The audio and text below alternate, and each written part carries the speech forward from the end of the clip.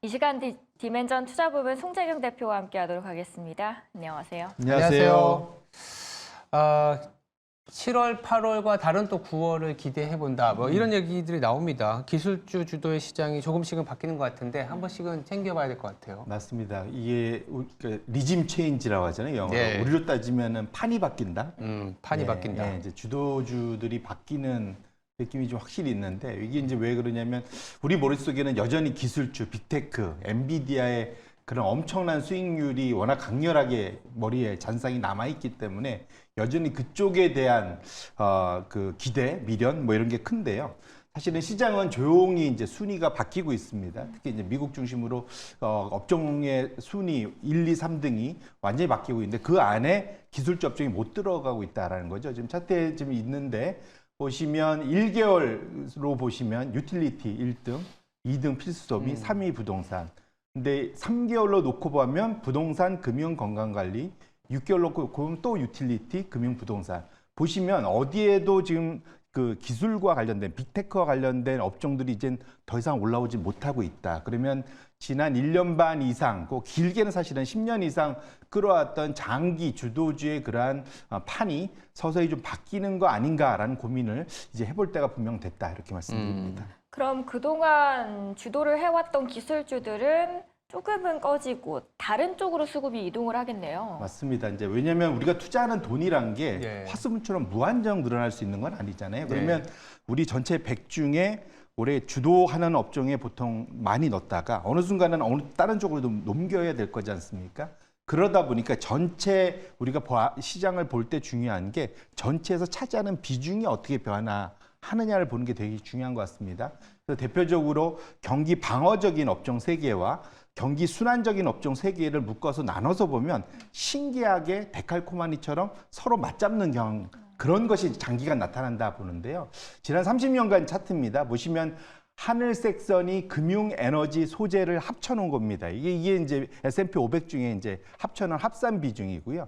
짙은 파란색 선이 우리가 좋아하는 이제 기술, 통신, 건강관리 이 세 업종 대표적인 이제 경기 방어적인 업종이죠. 이게 이제 이게 S&P 500이 아니라 전 세계입니다. 그러니까 ACWI 전체 비중 안에서 이제 차지하는 비중인데 보시면 신기한 게 고점과 저점이 양쪽이 거의 다 비슷하다는 겁니다. 지금 보시면 그러니까 기술, 통신, 건강관리 합친 3개 업종의 합산이 지금 44%인데 이전 고점이 보면 2000년 닷컴 버블 때가 43%였어요. 또 정반대로 금융, 에너지 소재인 순환 업종의 지금 현재 상황이 25%인데 전 저점이 닷컴 버블 때 24%, 고점은 2007년도 그런 글로벌 금융위기 직전이 43%. 결국은 양쪽의 업종, 3개 업종이 서로 주거니 받거니 하면서 긴 호흡에서의 그러한 순환이 나타난다 보셔야 될 것 같고요. 지금 정도 수준이면 이게 서서히 이게 소위 그 판이 바뀔 수 있는 그런 정도의 수준에 와 있기 때문에 우리가 지금 판에 대한 변화에 대해서 고민할 필요가 있겠다 이렇게 말씀드립니다. 큰 틀에서 판이 바뀌어가는 걸 수도 있는데 또 한편으로는 주가는 이익의 함수다 보니까 엔비디아를 비롯한 빅테크의 이익은 사실 굉장히 높은 수준이잖아요. 그럼에도 불구하고 주도권이 바뀔까 이런 고민들도 있습니다. 그렇죠. 맞습니다. 왜냐하면 2분기 실적이 100%가 넘었었지 않습니까? 그렇죠. 어마어마한 성장을 냈는데도 그럼 왜 바뀔까? 이게 중요한 거는 변화율의 함수고 기여율의 함수라는 거죠. 그러니까 이미 100%의 이익 성장이 나오는 것은 주가가 200%, 300% 올라가면서 다 보상을 받고 난 다음이라는 거죠. 이제부터는 앞으로의 변화가 뭐냐가 중요할 텐데 그런 측면에서는 직관적으로 확실히 볼 수 있는 게 이제는 이익 기여도가 엔비디아를 비롯한 M7에서 나머지 493개로 넘어가고 있다는 것이 확실히 나타난다는 겁니다. 작년 3분기 정도만 해도 엔비디아가 이익 성장률에서 차지하는 기여도가 70%가 넘었습니다.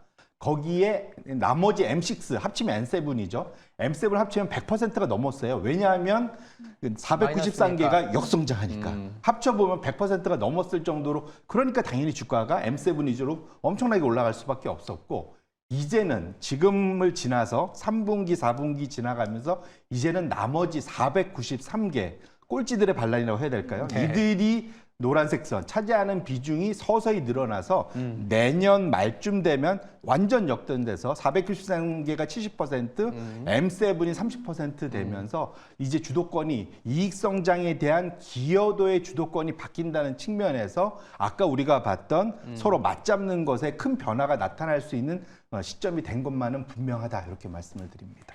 실제로 이제 앵커께서 엔비디아가 실적이 이렇게 좋았는데도 꺾일까요?라고 하셨는데 네. 연준의 첫 금리 인하를 기다리고 있는 이 시점에서 봤을 때 첫 금리 인하 시기에는 보통 기술주, 특히 반도체가 빠지는 경향이 있었어요. 맞습니다. 이게 과거의 경험치, 통계치를 무시할 수 없는데 네. 이게 이제 과거에 엄청나게 장기 차트가 있어서 제가 하나 갖고 와봤거든요. 네. 1975년 뭐 이때부터 있는 차트인데 이게 첫 금리 인하 때 저 1개월, 3개월, 6개월 동안 S&P 500 내의 그 소위 반도체와 장비 관련된 그 소위 이제 대형 11개 업종 제외한 더 아래 하위 지수죠. 이것이 S&P 500 대비 상대 성과가 어땠느냐 봤는데 다 아래쪽으로 내려와 있어요. 상대 성과가 부진했다는 거죠.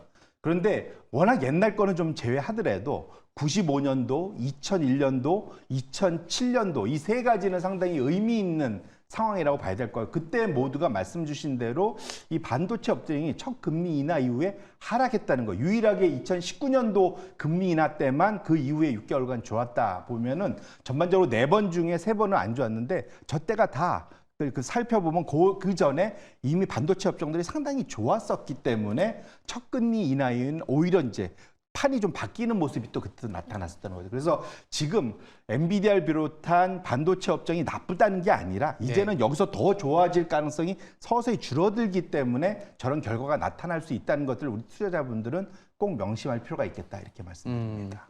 반도체와 관련된 얘기를 해서 두 번째 이슈도 사실은 반도체와 관련된 얘기입니다. 불확실성, 무역 갈등 얘기가 어제 사실 일본 증시가 장중에 좀 변화를 보였던 게 중국이 조금 으름장을 넣었거든요. 어떤 거냐 하면 미국의 어떤 대중국 반도체 규제가 있지 않습니까? 동맹국인 네덜란드에 이어서 일본 정부를 압박해서 중국을 어떤 그 규제한다, 뭐 이렇게 뭐 견제한다 이런 내용들이 나오기 때문이거든요. 맞습니다. 7월 달에 우리가 한번 큰 변곡, 소위 그 필라델피아 반도체 수가 하루에 막 7%씩 빠지고 했었던 것이 미국 정부가 그 동맹국들을 관련해 갖고 아예 기존에 수출했던 장비들의 AS 예. 그조차도 못하게 한다는 얘기가 나오면서 한번 어마어마한 조정을 한번 받은 적이 있었지 않습니까? 그게 나중에 이제 좀 풀어준다 이러면서 다시 반등하고 이것이 이제 이번에 다시 한번 불거진 거다 보셔야 될 것 같은데요. 한마디로 이렇죠. 그전에는 대놓고 명시적으로 너 팔지 마 이거였으면 이제는 그때도 한번 제가 말씀드렸던 건데 이제는 자발적으로 표현은 자발적이지만 네덜란드 정부와 일본 정부가 나서서 우리는 미국의 중국 반도체 제재에 동참할 거야 라는 형태를 띠면서 사실은 나타나는 거기 때문에 그런 측면에서 놓고 보면 확실히 어제 중국이 반발을 나타낸다는 거 보면 물밑으로는 네덜란드는 이미 지난주에 이미 정부가 한 발표했죠. 일본은 아직 공식적인 발표는 안 한 건데 어쨌든 중국이 저렇게 반발하는 걸 봐서는 실제로 물밑에서는 이런 움직임이 감지가 되고 있는 것만은 분명하다 이렇게 보셔야 될 것 같습니다. 쭉 보면 미국 정부의 동맹국들을 일부 가끔씩 그만 제재해라 하는 경향도 있잖아요. 자기들에게도 타격이 가니까요. 네. 그런데 그럼에도 불구하고 미국은 아니다, 끝까지 제재를 하겠다라고 표하는 이유가 뭘까요? 이게 왜냐하면 바이든 정부가 사실은 트럼프하고의 차별성을 주기보다는 트럼프의 중국 때리기를 더 강화하는 쪽으로 하면서 바이든 정부가 나섰잖아요. 그 대표적인 게 저희 칩 동맹 하면서 대중국 반도체 규제를 강화하는 이런 모습으로 나타났습니다. 그게 2022년도 10월 달부터 본격화됐거든요. 그런데 이것이 바이든 정부가 한 1년 반, 2년 가까이 하다 보니까 반쪽짜리라는 거죠. 이게 무슨 말이냐면 주요 반도체, 그러니까 반도체를 수입하는 것도 있지만 자체적으로 생산하는 걸 막겠다는 건데 중국이. 그러면 반도체 장비가 필요하지 않습니까? 그런데 반도체 장비가 메이저 반도체 장비 업체들 중에 미국 두 곳은 확실히 지금 차트를 보시면 2022년에 비해서 2023년에 보시면은 정체거나 빠졌어요, 오히려. 지금 어플라이드 머티리얼스나 KLA, 램 리서치 이런 데는 좀 빠졌는데 미국 이외에 앞에 본 건 미국 기업이고 미국 이외의 기업인 네덜란드에 우리가 잘 아는 ASML, 그다음에 두 번째로 일본의 도쿄 일렉트릭 이 두 개의 나라는 제가 동그란 빨간색을 쳤는데 다 보시면 2023년에 가파르게 우상향을 했다는 거죠. 결론적으로는 미국 반도체 장비 업체들이 아무리 덜 팔아도 미국 이외의 나머지 동맹국에 있는 네덜란드나 일본이 장비를 계속 팔면은 미국의 대중국 제재의 파워가 약해질 수밖에 없기 때문에 이런 초강수를 좀 두고 있는 거다 이렇게 보셔야 될 것 같습니다. 자, 동맹국들은 오히려 23년에 더 올랐습니다. 올해 들어서는 그 미국의 제재 압력이 성과를 내고 있나요? 이게 문제는 여기서 이 정도면 더 나와야 되는데 오히려 중국이 더 많이 수입을 하고 있다.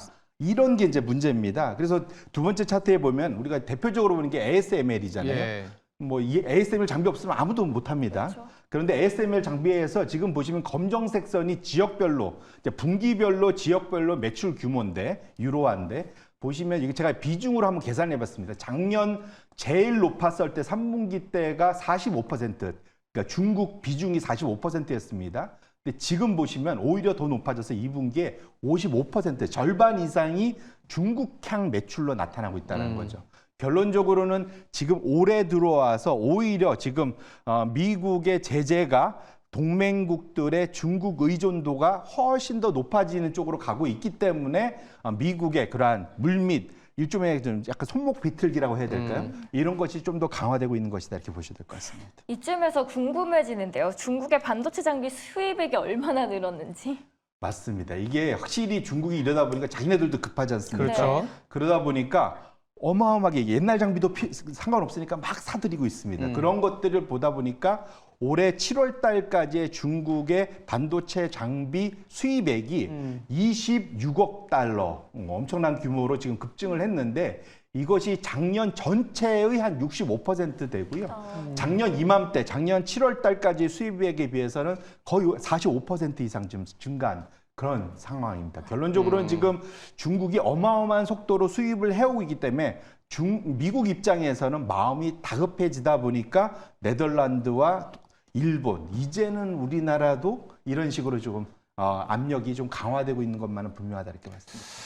말씀 중에 우리나라도 이제 압력이다라는 부분, 우리도 제재 위험에서 벗어날 수는 없겠죠. 이미 사실은 우리는 소리 소문 없이 제재를 많이 받은 상황이고요. 제재 네. 동참했다 봐야 될 것 같고요. 네. 실제로 뭐 작년도가 상대적으로 반도체 장비의 수출이 좀 적었을 수도 있긴 하지만 사실 우리나라 제가 지금 자료 찾아보니까 반도체 장비 수출이 네. 2023년이 2022년에 비해서 우리가 21%나 많이 줄었더라고요. 그래서 원래는 56억 달러 우리가 수출하다가 네. 이게 44억 달러로 좀 줄어 이미 있고요. 여기에 지금 추가적으로 이제 최종재인 D램, 특히 HBM에 대해서도 직접 수출을 규제하는 쪽으로 가려고 하고 있다. 우리가 전에 봤던 소위 그 외국인 직접 그 제품 규제라는 거 있었지 않습니까? 네. 이걸 통해서 규제에 들어갈 수 있어서 우리 투자자분들이 앞으로 봐야 될 거는 이제는 정부들이 직접 발표하기보다는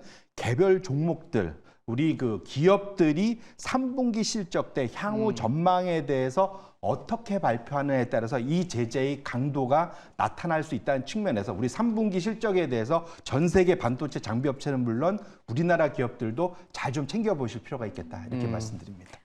미중 전쟁이 격화되고 있는 이 시점에서 우리나라 기업은 얼마나 타격을 받고 있는지 어떻게 체크를 할 수 있는지에 대해서 알아봤습니다. 지금까지 디멘전 투자부문 송재경 대표와 함께 이야기 나눴습니다. 오늘도 잘 들었습니다. 네, 감사합니다.